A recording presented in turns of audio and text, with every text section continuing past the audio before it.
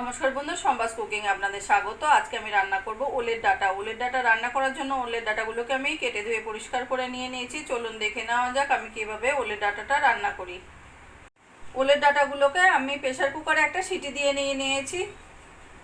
এদিকে কড়াইতে তেল গরম বসিয়ে দিয়েছি, দিয়ে দেব কালো জিরে ফোড়ন, দিয়ে দেবো 7-8 কোয়া রসুন কুচিয়ে নেওয়া, আর দিয়ে দেবো 4-5টা কাঁচা লঙ্কা কেটে নেওয়া, দিয়ে দেবো টুকরো করে কেটে নেওয়া কাঁঠালের বীজ,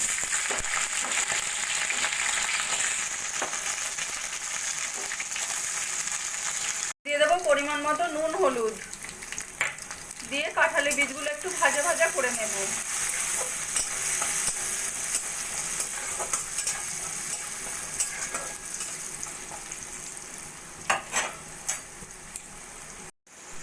কাঁঠালের বীজগুলো ভাজা ভাজা করে নিয়েছি। এবার দিয়ে দেবো আমি সিদ্ধ করে রাখা ওলের ডাঁটা।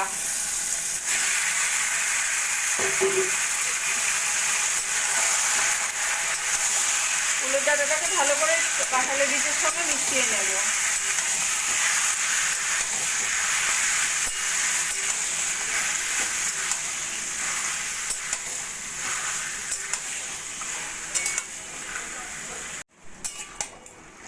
ওলের ডাঁটাগুলো কাঁঠালের বীজ আর মশলার সঙ্গে মিশিয়ে নিয়ে এবার আমি লো ফ্লেমে মাঝে মাঝে নাড়া দিয়ে রান্নাটা করে নেব।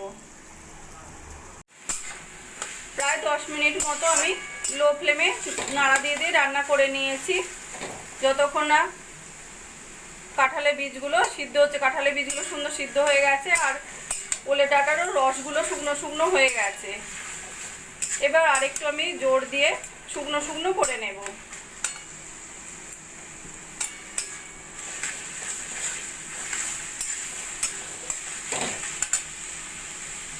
বন্ধুরা, আমার রান্নাটা যদি ভালো লাগে প্লিজ লাইক করবেন আর কমেন্ট করে জানাবেন কেমন লাগলো।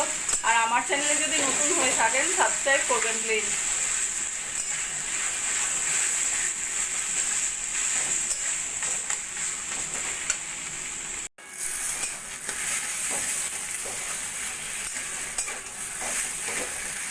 গ্যাসে ফুল ফ্লেম দিয়ে ওলের ডাঁটাটাকে আমি একদম শুকনো শুকনো করে নিয়েছি। এবার দিয়ে দেবো আমি 1/2 চামচ মতো চিনি, আর দিয়ে দেবো এক টুকরো লেবু কেটে নিয়েছি, সেই লেবুর রসটা চিপে দিয়ে দেব।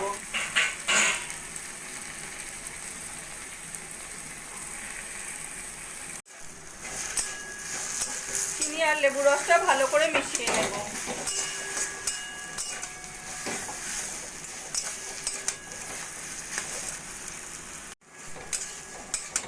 চিনি আর লেবু রসও ভালো করে মিশিয়ে নিয়েছি। এবার শেষে একটু ধনেপাতা ছড়িয়ে আমি গ্যাসটা বন্ধ করে দেব।